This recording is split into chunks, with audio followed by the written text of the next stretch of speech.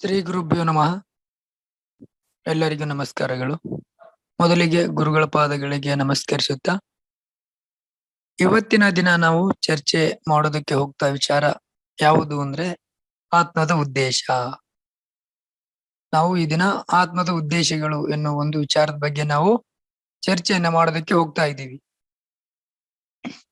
ಯಾವುದೇ ಒಬ್ಬ ವ್ಯಕ್ತಿ ಜೀವನದಲ್ಲಿ ಯಶಸ್ಸನ್ನ ಪಡಿಬೇಕಾದ್ರೆ ಅವನು ತನ್ನ ಆತ್ಮದ ಉದ್ದೇಶ ಏನಿದೆ ಆ ಉದ್ದೇಶದ ಹಿಂದೆ ಹೋದಾಗ ಅವನಿಗೆ ಆ ಒಂದು ಏನು ಅವನು ಯಶಸ್ಸನ್ನ ಪಡಿಬೇಕು ಅದನ್ನ ಅವನು ಆತ್ಮದ ಮೂಲಕ ಪಡೆದುಕೊಳ್ಳಬಹುದು ಅಂತೇಳಿ ನಾವು ಅರ್ಥ ಮಾಡ್ಕೊಳ್ಬೇಕಾಗತ್ತೆ. ನಾವು ಆತ್ಮದ ಉದ್ದೇಶವನ್ನ ನಾವು ತಿಳಿದುಕೊಂಡು ಆ ಒಂದು ಉದ್ದೇಶದಿಂದ ನಾವು ಹೋದಾಗ ನಮಗೆ ಎಲ್ಲವೂ ಕೂಡ ಬೇಗ ಸಿಗುತ್ತೆ ಅಂತೇಳಿ ನಾವು ಅರ್ಥ ಮಾಡ್ಕೊಳ್ಬೇಕಾಗುತ್ತೆ.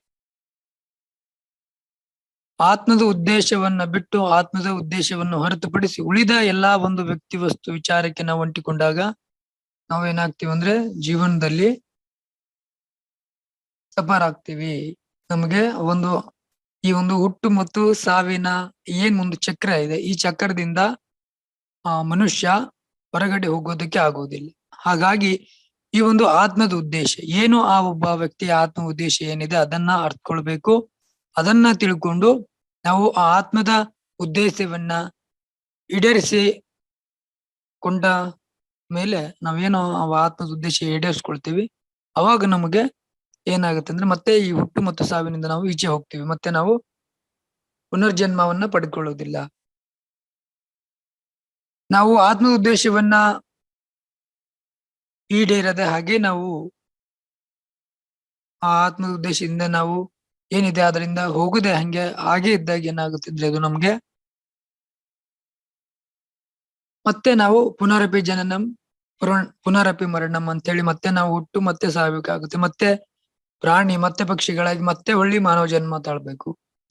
ಅಲ್ಲಿಯೂ ಕೂಡ ಆತ್ಮದ ಉದ್ದೇಶವನ್ನ ಅವನು ತಿಳಿದುಕೊಳ್ಳಿಲ್ಲ ಅಂದ್ರೆ ಮತ್ತೆ ಅದೇ ರೀತಿಯಾಗಿ ಮತ್ತೆ ಪ್ರಾಣಿ ಪಕ್ಷಿ ಎಲ್ಲಾ ಒಂದು ಏನು ಜಲಚರದಿಂದ ಯಾವ ತರ ಒಂದು ಮನುಷ್ಯನ ಒಂದು ಹುಟ್ತಾನೋ ಅದೇ ರೀತಿ ಮತ್ತೆ ಒಂದು ರುಟೀನ್ ಆಗಿ ಹೋಗುತ್ತೆ. ಹಾಗಾಗಿ ಆತ್ಮದ ಉದ್ದೇಶದಿಂದ ಹೋದಾಗ ಏನಾಗುತ್ತೆ ಅಂದ್ರೆ ಅವನ ಎಲ್ಲಾ ಉದ್ದೇಶಗಳು ಈಡೇರುತ್ತೆ. ಹಾಗಾಗಿ ಅವನಿಗೆ ಮುಂದೆ ಅವನು ಮೋಕ್ಷ ಮಾರ್ಗಕ್ಕೆ ಹೋಗ್ಬಹುದು, ಮೋಕ್ಷಕ್ಕೆ ಹೋಗ್ತಾನೆ ಅಂತೇಳಿ ನಾವು ಅರ್ಥ ಮಾಡ್ಕೊಳ್ಬೇಕು. ಈಗ ನಾವು ಈ ಆತ್ಮದ ಉದ್ದೇಶವನ್ನ ಜಾತಕದ ಮೂಲಕ ಯಾವ ರೀತಿಯಲ್ಲಿ ನಾವು ಅದನ್ನ ಕಂಡುಹಿಡಿಬೇಕು ಅನ್ನೋದನ್ನ ನಾವು ನೋಡೋಣ. ಜಾತಕದ ಒಂದು ಮೂಲಕ ನಾವು ಈ ಒಂದು ಆತ್ಮ ಉದ್ದೇಶವನ್ನ ಯಾವ ರೀತಿಯಲ್ಲಿ ನೋಡ್ಬೇಕು ಅಂತೇಳಿ ನಾವು ಅರ್ಥ ಮಾಡ್ಕೊಳ್ಬೇಕಾಗುತ್ತೆ. ನೋಡಿ, ಆತ್ಮಕ್ಕೆ ಕಾರಕ ನಾವು ಸೂರ್ಯಗ್ರಹರನ್ನ ತೆಗೆದುಕೊಳ್ತೀವಿ. ನಾಡಿ ಜ್ಯೋತಿಷದಲ್ಲಿ ಆತ್ಮಕ್ಕೆ ಕಾರಕ ಅಂದ್ರೆ ಸೂರ್ಯಗ್ರಹ ಅಂತೇಳಿ ನಾವು ಅರ್ಥ ಮಾಡ್ಕೊಳ್ತೀವಿ. ಹಾಗಾಗಿ ಸೂರ್ಯಗ್ರಹನನ್ನ ನಾವು ಸೆಂಟರ್ ಮಾಡಿಕೊಂಡು ಗ್ರಹಗಳ ಸಂಯೋಗವನ್ನ ನೋಡಿ ಫಲ ಹೇಳಬೇಕಾಗುತ್ತೆ. ಆತ್ಮಕ್ಕೆ ಕಾರಕನಾದಂತ ಸೂರ್ಯಗ್ರಹನಿಗೆ ಇದು ಒಂದು ಪುರುಷ ಜಾತಕ. ಏನ್ ಕಾಣಿಸ್ತಾ ಇದೆ ನಿಮ್ಗೆ, ಇದು ಒಂದು ಪುರುಷ ಜಾತಕ. ಈ ಜಾತಕದಲ್ಲಿ ಆತ್ಮಕ್ಕೆ ಕಾರಕನಾದಂತ ಸೂರ್ಯಗ್ರಹರಿಗೆ ಮಕರ ರಾಶಿಯಲ್ಲಿ, ಪೃಥ್ವಿ ತತ್ವ ರಾಶಿಯಲ್ಲಿ ಸೂರ್ಯಗ್ರಹ ಸ್ಥಿತರಿದ್ದಾರೆ. ಮಕರ ರಾಶಿ ಇದು ಮತ್ತು ಇದು ಪೃಥ್ವಿ ತತ್ವ ರಾಶಿ. ಸೂರ್ಯಗ್ರಹರು ಸ್ಥಿತ ಇದ್ದಾರೆ. ಸೂರ್ಯನಿಗೆ 1ನೇ ಮನೆಯಲ್ಲಿ ಕೇತು ಗ್ರಹರ ಸಂಯೋಗ ಇದೆ. ಹಾಗಾಗಿ ಈ ಒಂದು ಜಾತಕರ ಆತ್ಮದ ಉದ್ದೇಶ ಏನು, ಇವರು ಆತ್ಮದ ಉದ್ದೇಶ ಏನಿದೆ ಅನ್ನೋದನ್ನ ಕೇಳಿದಾಗ ಇವರ ಒಂದು ಆತ್ಮದ ಉದ್ದೇಶ, ಸೂರ್ಯಗ್ರಹರಿಗೆ ಕೇತು ಗ್ರಹರ ಸಂಯೋಗ ಇರೋದ್ರಿಂದ ಇವರು ತಮ್ಮ ಆತ್ಮದ ಉದ್ದೇಶ ಏನು ಅಂದ್ರೆ ಅಧಿಕಾರ ಪ್ರಾಪ್ತಿ, ಅಧಿಕಾರವನ್ನ ಇವರು ಪಡೆದುಕೊಳ್ಳುವುದು ಇವರ ಒಂದು ಆತ್ಮದ ಉದ್ದೇಶ ಆಗಿದೆ. ಈ ಒಂದು ಜಾತಕರ ಆತ್ಮದ ಉದ್ದೇಶ ಯಾವುದು ಅಂದ್ರೆ ಅಧಿಕಾರ ಪಡೆದುಕೊಳ್ಳುವುದು. ಅಧಿಕಾರವನ್ನ ಪಡೆದುಕೊಂಡಂತ ಸಂದರ್ಭದಲ್ಲಿ ಇವರು ತಮ್ಮ ಆತ್ಮದ ಏನು ಒಂದು ಉದ್ದೇಶ ಇದೆ ಆ ಉದ್ದೇಶದಿಂದ ಹೋದಾಗ ಇವರಿಗೆ ಯಶಸ್ಸನ್ನ ಪಡಿತಾರೆ, ಜೀವನದಲ್ಲಿ ಸಕ್ಸಸ್ ಅನ್ನ ಪಡಿತಾರೆ ಮತ್ತು ಹುಟ್ಟು ಮತ್ತು ಸಾವಿನಿಂದ ಇವರು ಈಚೆ ಹೋಗ್ಬಹುದು ಅಂತ ಹೇಳಿ ನಾವು ಅರ್ಥ ಮಾಡ್ಕೊಳ್ಬೇಕಾಗತ್ತೆ.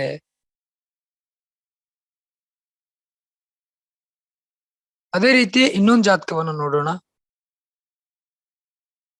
ನೋಡಿ, ಇದನ್ನು ಕೂಡ ಒಂದು ಪುರುಷ ಜಾತಕ. ನೋಡಿ, ಈ ಜಾತಕದಲ್ಲಿ ಆತ್ಮಕ್ಕೆ ಕಾರಕನಾದ ಸೂರ್ಯಗ್ರಹನಿಗೆ, ಅಂದ್ರೆ ಈ ಜಾತಕರ ಒಂದು ಆತ್ಮದ ಉದ್ದೇಶ ಏನು ಅನ್ನೋದನ್ನ ನಾವು ಮೊದಲು ತಿಳ್ಕೊಬೇಕಾಗುತ್ತೆ. ನೋಡಿ, ಆತ್ಮಕ್ಕೆ ಕಾರಕನಾದ ಸೂರ್ಯನಿಗೆ ಸೂರ್ಯ ತುಲಾ ರಾಶಿಯಲ್ಲಿ ಸ್ಥಿತ ಇದ್ದಾನೆ. ಹಾಗಾಗಿ ನೋಡಿ, ಇದು 1ನೇ ಮನೆ. ಈಗ ತುಲಾ ರಾಶಿಗೆ 5ನೇ ಮನೆ ಕುಂಭ ರಾಶಿ ಆಗುತ್ತೆ. ಇಲ್ಲಿ ಕೂಡ ಯಾವುದೇ ಗ್ರಹಗಳು ಸ್ಥಿತ ಇಲ್ಲ. ಅದೇ ರೀತಿ 9ನೇ ಮನೆಯಲ್ಲಿ ಕೂಡ ಯಾವುದೇ ಗ್ರಹ ಸ್ಥಿತ ಇಲ್ಲ. ಹಾಗಾಗಿ ಸೂರ್ಯ ಯಾವ ರಾಶಿಯಲ್ಲಿದ್ದಾನೆ? ಅದು ತುಲಾ ರಾಶಿ. ತುಲಾ ರಾಶಿಗೆ ಅಧಿಪತಿ ಯಾರು ಬರ್ತಾರೆ? ಶುಕ್ರ ಗ್ರಹರು. ಹಾಗಾಗಿ ಈ ಒಂದು ಜಾತಕರಿಗೆ ನಾವು ಯಾವ ರೀತಿಯಲ್ಲಿ ತೆಗೆದುಕೊಳ್ಬೇಕಂದ್ರೆ, ಗ್ರಹ ರಾಶಿಯ ಅಧಿಪತಿಯನ್ನ ನಾವು ಸಂಯೋಗವನ್ನ ಮಾಡ್ಕೊಳ್ಬೇಕಾಗುತ್ತೆ. ಸೂರ್ಯನಿಗೆ ರಾಶಿಯ ಒಂದು ಅಧಿಪತಿ, ಸೂರ್ಯನಿಗೆ ರಾಶಿ ಅಧಿಪತಿ ಆದಂತ ಶುಕ್ರ ಗ್ರಹ ಸಂಯೋಗ ಬರುತ್ತೆ. ಹಾಗಾಗಿ ಇವರ ಒಂದು ಜಾತಕರ ಆತ್ಮದ ಉದ್ದೇಶ ಏನು ಅನ್ನೋದನ್ನ ನಾವು ನೋಡ್ಬೇಕಾಗತ್ತೆ. ಈ ಒಂದು ಜಾತಕರ ಆತ್ಮದ ಉದ್ದೇಶವೇನು? ಈ ಒಂದು ಜಾತಕರ ಆತ್ಮದ ಉದ್ದೇಶ ಏನಪ್ಪಾ ಅಂತಂದ್ರೆ, ಸುಖವಾಗಿ ಇರುವುದು. ಇವರು ಆರಾಮಾಗಿರುವುದು ಮತ್ತು ಬೇರೆಯವರಿಗೆ ಕೂಡ ಸುಖವಾಗಿರಿಸುವುದನ್ನ ಇವರು ಹೇಳ್ಬೇಕಾಗತ್ತೆ. ಹಾಗಾದಾಗ ಇವರು ತಮ್ಮ ಆತ್ಮದ ಉದ್ದೇಶವನ್ನ ಇವರು ಕೂಡ ಈಡೇರಿಸ್ಕೊಳ್ತಾರೆ ಅಂತ ಹೇಳಿ ನಾವು ಅರ್ಥ ಮಾಡ್ಕೊಳ್ಬೇಕಾಗುತ್ತೆ. ಆತ್ಮಕ್ಕೆ ಕಾರಕನಾದ ಸೂರ್ಯನಿಗೆ ಶುಕ್ರ ಗ್ರಹ ಸಂಯೋಗ ಇದ್ದಾಗ ಆ ಒಂದು ಜಾತಕರ ಆತ್ಮದ ಉದ್ದೇಶ ಏನು ಅಂದ್ರೆ ಸುಖ. ಅವರ ಒಂದು ಆತ್ಮದ ಉದ್ದೇಶ ಎಂಬುದು ಸುಖ, ಆರಾಮಾಗಿರುವುದು. ತಾವು ಆರಾಮಾಗಿರ್ಬೇಕು, ಅವ್ರ ಜೊತೆ ಇರುವವರನ್ನ ಕೂಡ ಇವರು ಆರಾಮಾಗಿಡ್ಬೇಕು. ಹಾಗಿದ್ದಾಗ ಇವರು ತಮ್ಮ ಆತ್ಮದ ಉದ್ದೇಶವನ್ನ ಈಡೇರಿಸ್ಕೊಳ್ತಾರೆ, ಮುಂದೆ ಅವರು ಸಕ್ಸಸ್ ಅನ್ನ ಪಡಿತಾರೆ ಅಂತೇಳಿ ನಾವು ತಿಳ್ಕೊಳ್ಬೇಕಾಗತ್ತೆ. ಅದೇ ರೀತಿ ಇನ್ನೊಂದು ಜಾತಕವನ್ನ ನೋಡೋಣ. ಇದು ಒಂದು ಪುರುಷ ಜಾತಕ. ಈ ಜಾತಕದಲ್ಲಿ ಆತ್ಮಕ್ಕೆ ಕಾರಕನಾದಂತ ಸೂರ್ಯಗ್ರಹನಿಗೆ, ನೋಡಿ, ಆತ್ಮಕ್ಕೆ ಕಾರಕನಾದ ಸೂರ್ಯನಿಗೆ ಸೂರ್ಯಗ್ರಹ ಯಾವ ರಾಶಿಯಲ್ಲಿ ಸ್ಥಿತ ಇದ್ದಾನೆ? ಇಲ್ಲಿ ಮಕರ ರಾಶಿಯಲ್ಲಿ ಸ್ಥಿತ ಇದ್ದಾನೆ. ಅದು ಪೃಥ್ವಿ ತತ್ವ ರಾಶಿ. ಸೂರ್ಯನಿಗೆ ಬುಧ ಗ್ರಹರ ಸಂಯೋಗ. ಬುಧ ಗ್ರಹರು ವ್ಯಾಪಾರ ವ್ಯವಹಾರಗಳನ್ನು ಸೂಚಿಸುತ್ತಾರೆ. ಹಾಗಾಗಿ ಸೂರ್ಯನಿಗೆ 1ನೇ ಮನೆಯಲ್ಲಿ ಬುಧ ಗ್ರಹರ ಸಂಯೋಗ ಇರುವುದರಿಂದ ಈ ಜಾತಕರಿಗೆ ಇವರ ಒಂದು ಆತ್ಮದ ಉದ್ದೇಶ ಏನು ಅನ್ನೋದನ್ನ ನಾವು ನೋಡ್ಬೇಕಾಗತ್ತೆ. ಈ ಒಂದು ಜಾತಕರ ಆತ್ಮದ ಉದ್ದೇಶ ಏನು ಅಂದ್ರೆ ವ್ಯಾಪಾರ ಮಾಡುವುದು. ನೋಡಿ, ಸೂರ್ಯ ಬುಧ ಸಂಯೋಗ ಇದ್ದಾಗ ಆ ಜಾತಕರು ತಮ್ಮ ಆತ್ಮದ ಉದ್ದೇಶ ಏನಿರುತ್ತೆ, ಜಾತಕರ ಒಂದು ಆತ್ಮದ ಉದ್ದೇಶ ಏನಿರುತ್ತೆ ಅಂದ್ರೆ ವ್ಯಾಪಾರಗಳನ್ನ ಮಾಡುವುದು. ವ್ಯಾಪಾರವನ್ನು ಮಾಡಿದಾದಂತ ಸಂದರ್ಭದಲ್ಲಿ ಈ ಒಂದು ಜಾತಕರು ತಮ್ಮ ಆತ್ಮದ ಉದ್ದೇಶವನ್ನ ಈಡೇರಿಸಿಕೊಳ್ತಾರೆ. ಆದ್ರೆ ಇವ್ರಿಗೇನ್ ಸಮಸ್ಯೆ ಅಂದ್ರೆ ವ್ಯಾಪಾರ ಮಾಡುವುದಕ್ಕೆ ಇವರಿಗೆ ಇಷ್ಟ ಇರುವುದಿಲ್ಲ. ಇವರಿಗೆ ವ್ಯಾಪಾರ ಮಾಡುವುದಕ್ಕೆ ಇಷ್ಟ ಇರುವುದಿಲ್ಲ. ಹಾಗಾಗಿ ಒಂದು ಆತ್ಮದ ಉದ್ದೇಶದಿಂದ ಅವರು ಆತ್ಮದ ಹಿಂದೆ ಬೆನ್ನತ್ತಿಕೊಂಡು ಹೋದಾಗ ಇವರಿಗೆ ಯಶಸ್ಸನ್ನ ಪಡಿತಾರೆ. ಅದ ವ್ಯಾಪಾರನೇ ಇವರಿಗೆ ಒಂದು ಸಕ್ಸಸ್ ಅನ್ನ ತಂದು ಕೊಡುತ್ತೆ ಅಂತೇಳಿ ನಾವು ತಿಳ್ಕೊಳ್ಬೇಕಾಗುತ್ತೆ. ಅದನ್ನ ಹೊರತುಪಡಿಸಿ ಮಾಡೋದಕ್ಕೆ ಹೋದಾಗ ಅವ್ರಿಗೆ ಏನಾಗುತ್ತೆ ಅಂದ್ರೆ ತುಂಬಾ ಒಂದು ಒತ್ತಡಮಯ ಜೀವನ ಅನ್ಸುತ್ತೆ. ಹಾಗಾಗಿ ಆತ್ಮ ಉದ್ದೇಶವನ್ನು ಈಡೇರಿಸಿಕೊಂಡಂತ ಸಂದರ್ಭದಲ್ಲಿ ಈ ಒಂದು ಜಾತಕರು ತಮ್ಮ ಆಸೆಗಳನ್ನೆಲ್ಲ ಈಡೇರಿಸಿ ಒಂದು ಉತ್ತಮವಾದ ಹಂತಕ್ಕೆ ಅವರು ಬರಬಹುದು. ಅದೇ ರೀತಿ ಮತ್ತೆ ನಾವು ಮುಂದಿನ ಜಾತಕವನ್ನ ನೋಡೋಣ. ನೋಡಿ, ಇದನ್ನು ಕೂಡ ಒಂದು ಪುರುಷ ಜಾತಕ. ಈ ಜಾತಕದಲ್ಲಿ ಆತ್ಮಕ್ಕೆ ಕಾರಕನಾದಂತ ಸೂರ್ಯನಿಗೆ ಬುಧ, ಕುಜ, ಚಂದ್ರ ಸಂಯೋಗ. ಹಾಗಾಗಿ ಜಲತತ್ವ ರಾಶಿಯಲ್ಲಿ ಸೂರ್ಯಗ್ರಹ ಸ್ಥಿತರಿದ್ದಾರೆ ಮತ್ತು ಚಂದ್ರಗ್ರಹ ಸಂಯೋಗ, ಬುಧಗ್ರಹ ಸಂಯೋಗ, ಕುಜಗ್ರಹ ಸಂಯೋಗ. ಅದೇ ರೀತಿ 9ನೇ ಮನೆಯಲ್ಲಿ ಇವರಿಗೆ ರಾಹುಗ್ರಹರ ಸಂಯೋಗ ಕೂಡ ಆಗುತ್ತೆ. ಹಾಗಾಗಿ ರಾಹುಗ್ರಹರ ಸಂಯೋಗ ಇರೋದ್ರಿಂದ ಸೂರ್ಯನಿಗೆ ಇವ್ರದು ಪ್ರೇತಾತ್ಮ. ಇವ್ರದ್ದು ಆತ್ಮ ಏನಿರುತ್ತೆ? ಪ್ರೇತಾತ್ಮ ಇರುತ್ತೆ. ಇವರಿಗೆ ಏನೋ ಒಂದು ಉದ್ದೇಶ ಇರುವುದಿಲ್ಲ, ಒಂದು ಗುರಿ ಇರುವುದಿಲ್ಲ. ಹಾಗಾಗಿ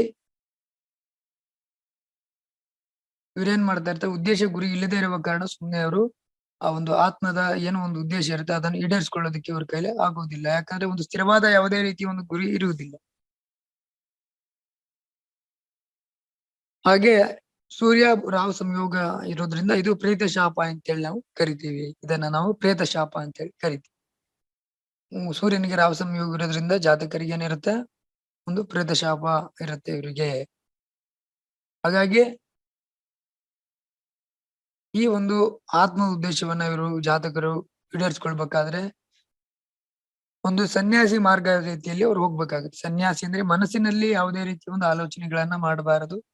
ಮನಸ್ಸಿನಲ್ಲಿ ಸನ್ಯಾಸಿ ಆಗಿರಬೇಕೇ ಹೊರತು ಎಲ್ಲವನ್ನು ಬಿಟ್ಟು ತ್ಯಜಿಸುವುದು ಆ ರೀತಿ ಸನ್ಯಾಸ ಅಲ್ಲ. ಮನಸ್ಸಿನಲ್ಲಿ ಸನ್ಯಾಸ ಅಂದ್ರೆ ಮನಸ್ಸಿನಲ್ಲಿ ಯಾವುದೇ ರೀತಿಯಾದ ಆಲೋಚನೆಗಳನ್ನ ಮಾಡಬಾರದು. ಹಾಗೆ ಮಾಡಿದಾದ ಸಂದರ್ಭದಲ್ಲಿ ಇವರಿಗೂ ಕೂಡ ಒಂದು ಒಳ್ಳೆಯ ಒಂದು ರಿಸಲ್ಟ್ ಅನ್ನು ಪಡ್ಕೊಳ್ಬಹುದು ಅಂತೇಳಿ ನಾವು ಅರ್ಥ ಮಾಡ್ಕೊಳ್ಬೇಕಾಗುತ್ತೆ. ಅದೇ ರೀತಿ ಮುಂದಿನ ಜಾತಕವನ್ನು ನೋಡೋಣ. ನೋಡಿ, ಇದು ಒಂದು ಪುರುಷ ಜಾತಕ. ಈ ಜಾತಕದಲ್ಲಿ ಕೂಡ ಸೂರ್ಯನಿಗೆ ಬುಧ ಗ್ರಹದ ಸಂಯೋಗ, ಮಿಥುನ ರಾಶಿಯಲ್ಲಿ ವಾಯುತತ್ವ ರಾಶಿಯಲ್ಲಿ ಒಂದು ಸಂಯೋಗ ಇರೋದ್ರಿಂದ ಈ ಒಂದು ಜಾತಕರ ಒಂದು ಆತ್ಮ ಉದ್ದೇಶ ಏನು ಅಂದ್ರೆ ವ್ಯಾಪಾರ ವ್ಯವಹಾರ ಮಾಡುವುದು. ನೋಡಿ, ವ್ಯಾಪಾರ ವ್ಯವಹಾರ ಮಾಡುವುದು. ಅದೇ ರೀತಿ 9ನೇ ಮನೆ ಕುಂಭರಾಶಿಯಲ್ಲಿ ಶನಿ ಗ್ರಹದ ಸಂಯೋಗ. ಸೊ ಜಾತಕರು ವ್ಯಾಪಾರ ವ್ಯವಹಾರ ಆದ್ರೂ ಮಾಡಬಹುದು ಅಥವಾ ಒಂದು ಶ್ರಮ ಜೀವನದಿಂದನೂ ಕೂಡ ಅವರು ತಮ್ಮ ಆತ್ಮ ಉದ್ದೇಶವನ್ನು ಈಡೇರಿಸಿಕೊಳ್ಬಹುದು. ಅವರು ಬಿಟ್ಟಿದ್ದು ಸೊ ಯಾರಿಗೆ ನೋಡಿ, ಇಲ್ಲಿ 2 ಗ್ರಹ ಸಂಯೋಗ ಇದೆ. ಹಾಗಾಗಿ 2ರಲ್ಲಿ ಯಾವ್ದು ಬೇಕಾದ್ರೂ ಕೂಡ ಅವರು ಆಯ್ಕೆ ಮಾಡ್ಕೊಳ್ಬಹುದು.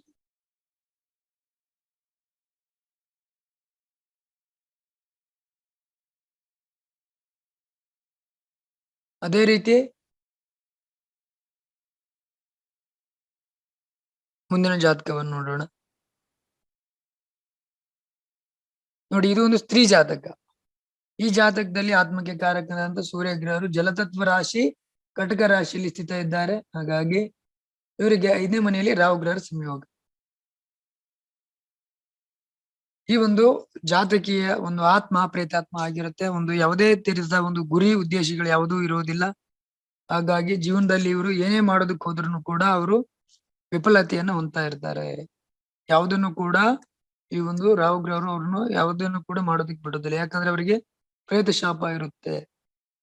ಯಾವುದು ಕೂಡ ಅವ್ರ ಜೀವನದಲ್ಲಿ ಏನೇ ಒಂದು ಎಷ್ಟೇ ಕಷ್ಟಗಳು ಪಟ್ಟು ಎಷ್ಟೆಲ್ಲ ಶ್ರಮ ಹಾಕಿದ್ರು ಕೂಡ ಅದನ್ನ ಯಾವುದು ಕೂಡ ರಿಸಲ್ಟ್ ಅನ್ನ ಕೊಡೋದಿಲ್ಲ. ಯಾರು ಈ ಒಂದು ಸೂರ್ಯ ಮತ್ತು ರಾಹು ಸಂಯೋಗ ಇದ್ದಾಗ. ಯಾಕಂದ್ರೆ ಒಂದು ಸ್ಥಿರವಾದ ಒಂದು ಗುರಿನೂ ಇರುವುದಿಲ್ಲ, ಒಂದು ಸ್ಥಿರವಾದ ಒಂದು ಉದ್ದೇಶನೂ ಇರುವುದಿಲ್ಲ. ಹಾಗಾಗಿ ಇವರು ಒಂದು ಸಮಸ್ಯೆಗೆ ಒಳಗಾಗ್ತಾರೆ ಅಂತ ಹೇಳಿ ನಾವು ಅರ್ಥ ಮಾಡ್ಕೊಳ್ಬೇಕಾಗುತ್ತೆ.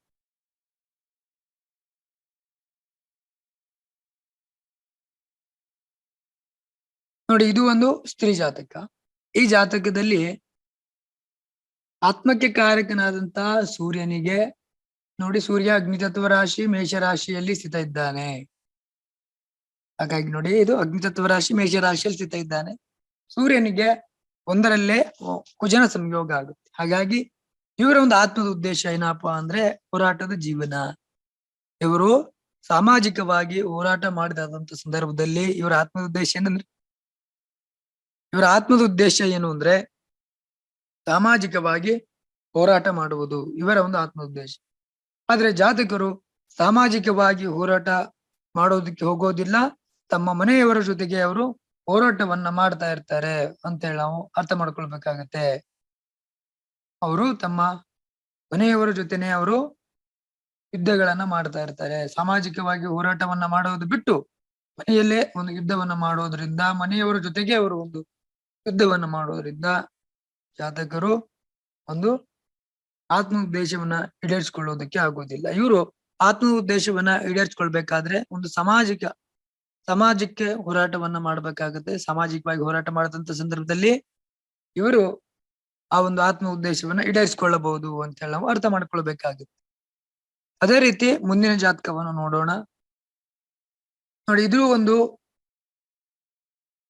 ಒಂದು ಪುರುಷ ಜಾತಕ. ನೋಡಿ, ಈ ಜಾತಕದಲ್ಲಿ ಆತ್ಮಕ್ಕೆ ಕಾರಕನಾದಂತಹ ಸೂರ್ಯನಿಗೆ ನೋಡಿ, ಆತ್ಮಕಾರಕ ಸೂರ್ಯನಿಗೆ ಇಲ್ಲಿ ಕೂಡ ಕುಜ ಸಂಯೋಗ ಬರುತ್ತೆ. ಯಾವುದು ವಾಯುತತ್ವ ರಾಶಿ ತುಲಾ ರಾಶಿಯಲ್ಲಿ ಕುಜಗ್ರಹ ಸ್ಥಿತ ಇದ್ದಾರೆ. ಹಾಗಾಗಿ ಜಾತಕರು ಯಾವಾಗ್ಲೂ ಕೂಡ ತಮ್ಮ ಇವರ ಆತ್ಮದ ಉದ್ದೇಶ ಏನಿರುತ್ತೆ ಅಂದ್ರೆ ಹೋರಾಟ ಮಾಡುವ ಜೀವನ, ಸಾಮಾಜಿಕವಾಗಿ ಹೋರಾಟ ಮಾಡುವಂತ ಜೀವನ ಇರುತ್ತೆ. ಆದ್ರೆ ಜಾತಕರು ಸಾಮಾಜಿಕವಾಗಿ ಹೋರಾಟ ಮಾಡೋದಕ್ಕೆ ಹೋಗೋದಿಲ್ಲ, ಮನೆಯವರ ಜೊತೆಗೆ ಅವರು ಹೋರಾಟವನ್ನ ಮಾಡ್ತಾರೆ. ಹಾಗಾಗಿ ಇವರು ಸಫರ್ ಆಗ್ತಾರೆ ಅಂತ ಹೇಳಿ ನಾವು ಅರ್ಥ ಮಾಡ್ಕೊಳ್ಬೇಕು. ಸಾಮಾಜಿಕವಾಗಿ ಹೋರಾಟವನ್ನ ಮಾಡದಂತ ಸಂದರ್ಭದಲ್ಲಿ ತಮ್ಮ ಆತ್ಮ ಉದ್ದೇಶವನ್ನು ಈಡೇರಿಸಿಕೊಂಡು ಅವರು ಮುಂದೆ ಹೋಗ್ತಾರೆ. ಅವರಿಗೆ ಎಲ್ಲವನ್ನು ಮುಂದೆ ಸಿಗುತ್ತೆ. ಆತ್ಮ ಉದ್ದೇಶ ಈಡೇರಿಸಿದಾದ್ಮೇಲೆ ಅವರು ಮೋಕ್ಷ ಮಾರ್ಗಕ್ಕೆ ಹೋಗಬಹುದು ಅಂತ ಹೇಳಿ ನಾವು ಅರ್ಥ ಮಾಡ್ಕೊಳ್ಬೇಕಾಗತ್ತೆ. ಅದೇ ರೀತಿ ಮುಂದಿನ ಜಾತಕವನ್ನು ನೋಡೋಣ. ನೋಡಿ, ಈ ಒಂದು ಜಾತಕದಲ್ಲಿ ಸೂರ್ಯನಿಗೆ ಆತ್ಮಕಾರಕ ಸೂರ್ಯನಿಗೆ ನೋಡಿ ಇಲ್ಲಿ ಚಂದ್ರನ ಸಂಯೋಗ. ಇದು ಧನಸ್ಸು ರಾಶಿ, ಅಗ್ನಿತತ್ವ ರಾಶಿ. ಅದೇ ರೀತಿ ಇಲ್ಲಿ 5ನೇ ಮನೆಯಲ್ಲಿ ನೋಡಿ ಶನಿ ಮತ್ತು ಚಂದ್ರಗ್ರಹ ಸಂಯೋಗ ಇದೆ. ಯಾರಿಗೆ? ಸೂರ್ಯನಿಗೆ, ಆತ್ಮಕ್ಕೆ ಕಾರಕನಾದ ಸೂರ್ಯನಿಗೆ 3 ಗ್ರಹಗಳ ಸಂಯೋಗ ಬರುತ್ತೆ. ಇವರು ಸೂರ್ಯ ಶುಕ್ರ ಸಂಯೋಗ ಇರೋದ್ರಿಂದ ಏನಾಗುತ್ತೆ ಅಂದ್ರೆ ಜಾತಕರು ಒಂದು ಇವರ ಆತ್ಮ ಉದ್ದೇಶ ಏನಂದ್ರೆ ಸುಖ, ಎಲ್ಲ ತಾವು ಸುಖವಾಗಿರುವುದು ಮತ್ತು ಎದುರುಗಡೆ ಇರುವಂತ ವ್ಯಕ್ತಿಗಳನ್ನ ಅಥವಾ ಅವರ ಸುತ್ತಮುತ್ತಲಿನ ಇರುವಂತಹ ವ್ಯಕ್ತಿಗಳನ್ನು ಕೂಡ ಇವರು ಸುಖವಾಗಿ ಇರಿಸುವುದನ್ನ ಕಲಿಬೇಕಾಗುತ್ತೆ. ಹಾಗಾದ ಸಂದರ್ಭದಲ್ಲಿ ಇವರು ಆತ್ಮ ಉದ್ದೇಶವನ್ನ ಈಡೇರಿಸ್ಕೊಳ್ಬೇಕು. ಅದೇ ರೀತಿ ಸೂರ್ಯನಿಗೆ ಚಂದ್ರಗ್ರಹಣ ಸಂಯೋಗ ಇರೋದ್ರಿಂದ ಕೂಡ ಯಾರ ಜಾತಕದಲ್ಲಿ ಆತ್ಮಕ್ಕೆ ಕಾರಕನಾದಂತ ಸೂರ್ಯನಿಗೆ ಚಂದ್ರಗ್ರಹಣ ಸಂಯೋಗ ಇದ್ದಾಗ ಏನಾಗುತ್ತೆ ಅಂದ್ರೆ ಜಾತಕರು ತಮ್ಮ ಒಂದು ಆತ್ಮ ಉದ್ದೇಶ ಏನಿರುತ್ತೆ ಅಂದ್ರೆ ಅವರು ಕೂಡ ಸುಖವನ್ನ ಪಡುವುದು ಮತ್ತು ಬೇರೆಯವರಿಗೆ ಕೂಡ ಸುಖವಾಗಿ ಇರಿಸುವುದನ್ನ ಕಲಿಬೇಕಾಗುತ್ತಿದೆ ಅವರು ಒಂದು ಜಾತಕರ ಆತ್ಮ ಉದ್ದೇಶ. ಹಾಗಾಗಿ ತಮ್ಮ ಒಂದು ಆತ್ಮ ಉದ್ದೇಶವನ್ನು ಈಡೇರಿಸ್ಕೊಳ್ಬೇಕಾದ್ರೆ ಅವ್ರು ಏನ್ ಮಾಡ್ಬೇಕು ಅಂದ್ರೆ ಸುಖವಾಗಿರುವುದನ್ನ ಕಲಿಬೇಕಾಗತ್ತೆ. ಬೇರೆಯವರಿಗೆ ಅಕ್ಕಪಕ್ಕದವ್ರಿಗೆ ಕೂಡ ಸುಖವಾಗಿರಿಸುವುದನ್ನ ಅವರು ಕಲಿಯಬೇಕು. ಅದೇ ರೀತಿ ಇದು ಒಂದು ವೃಷ ಜಾತಕ. ನೋಡಿ, ಈ ಜಾತಕದಲ್ಲಿ ಕೂಡ ಆತ್ಮಕಾರಕನಂತ ಸೂರ್ಯನಿಗೆ ಶ್ರಮಕ್ಕೆ ಕಾರಕನಂತ ನೋಡಿ ಆತ್ಮಕಾರಕನ ಸೂರ್ಯನಿಗೆ ಶನಿ ಗ್ರಹ ಸಂಯೋಗ ಇರೋದ್ರಿಂದ ಜಾತಕರ ಒಂದು ಆತ್ಮ ಉದ್ದೇಶ ಏನಂತ ಶ್ರಮ ಪಡುವುದು. ಅದೇ ರೀತಿ 5ನೇ ಮನೆಯಲ್ಲಿ ಕೇತು ಗ್ರಹ ಸಂಯೋಗ ಜಾತಕರ ಒಂದು ಆತ್ಮ ಉದ್ದೇಶ ಅಧಿಕಾರ. ನೋಡಿ, 2 ಆಪರ್ಚುನಿಟಿ ಇದೆ ಇವರಿಗೆ. ಯಾವ್ದು ಬೇಕಾದ್ರೂ ಕೂಡ ಇವರು ಆಯ್ಕೆ ಮಾಡ್ಕೊಳ್ಬಹುದು ಅಂತ ಹೇಳಿ ನಾವು ಅರ್ಥ ಮಾಡ್ಕೊಳ್ಬೇಕಾಗತ್ತೆ. ಸೊ ಅದೇ ರೀತಿ ಆತ್ಮಕ್ಕೆ ಕಾರಕನಾದಂತಹ ಸೂರ್ಯನಿಗೆ ಗುರುಗ್ರಹರ ಸಂಯೋಗ ಇದ್ದಾಗ ನೋಡಿ, ಆತ್ಮಕ್ಕೆ ಕಾರಕನಾದಂತ ಸೂರ್ಯನಿಗೆ ಗುರುಗ್ರಹರ ಸಂಯೋಗ ಇದ್ದಾಗ ನೋಡಿ, ಇಲ್ಲಿ ಆತ್ಮಕಾರಕನಾದಂತ ಸೂರ್ಯನಿಗೆ ಗುರುಗ್ರಹರ ಸಂಯೋಗ ಎಷ್ಟು? 5ನೇ ಮನೆಯಲ್ಲಿ ಗುರು ಮತ್ತೆ ಚಂದ್ರ ಸಂಯೋಗ, 9ನೇ ಮನೆಯಲ್ಲಿ ಇವರಿಗೆ ಕೇತು ಗ್ರಹ ಸಂಯೋಗ ಆಗುತ್ತೆ. ಸೂರ್ಯನಿಗೆ ಗುರು ಗ್ರಹರ ಒಂದು ಸಂಯೋಗ ಇರುವುದರಿಂದ ಏನಾಗುತ್ತೆ ಅಂದ್ರೆ ಜಾತಕರಿಗೆ ಇವರ ಒಂದು ಆತ್ಮ ಉದ್ದೇಶ ಏನಪ್ಪಾ ಅಂದ್ರೆ ಜ್ಞಾನವನ್ನ ಪಡೆದುಕೊಳ್ಳುವುದು, ಅದೇ ರೀತಿ ಜ್ಞಾನವನ್ನ ಹಂಚುವುದು ಮತ್ತೆ ಜನರ ಬಗ್ಗೆ ಜನರಿಗೆ ಒಳ್ಳೇದಾಗ್ಲಿ ಅಂತ ಒಂದು ಬಯಸುವುದು ಈ ಒಂದು ಜಾತಕರ ಆತ್ಮ ಉದ್ದೇಶ ಆಗಿರುತ್ತೆ.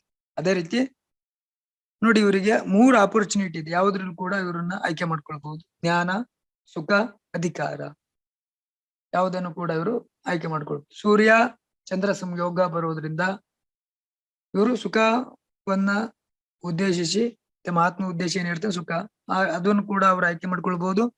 ಅದೇ ರೀತಿ ಕೇತು ಗ್ರಹ ಸಂಯೋಗ ಬರೋದ್ರಿಂದ ಆ ಒಂದು ಕೇತು ಗ್ರಹ ಸಂಯೋಗ ಇರೋದ್ರಿಂದ ಜಾತಕರ ಒಂದು ಅಧಿಕಾರವನ್ನು ಕೂಡ ಅವರು ಆತ್ಮ ಉದ್ದೇಶವನ್ನಾಗಿ ಈಡೇರಿಸ್ಕೊಳ್ಬಹುದು. ಆ ರೀತಿಯಲ್ಲಿ ಕೂಡ ಅವರು ಮಾಡಬಹುದು ಅಂತ ಹೇಳಿ ನಾವು ಅರ್ಥ ಮಾಡ್ಕೊಳ್ಬೇಕಾಗತ್ತೆ. ಇದಿಷ್ಟು ಆತ್ಮದ ಯಾವ ರೀತಿಯಲ್ಲಿ ನಾವು ಆತ್ಮ ಉದ್ದೇಶವನ್ನ ಈಡೇರಿಸ್ಕೊಳ್ಬೇಕು ಎನ್ನುವ ಒಂದು ವಿಚಾರ. ಎಲ್ಲರಿಗೂ ಕೂಡ ನಮಸ್ಕಾರಗಳು. ಶುಭಂ ಭೂಯಾತ್. ಧನ್ಯವಾದ.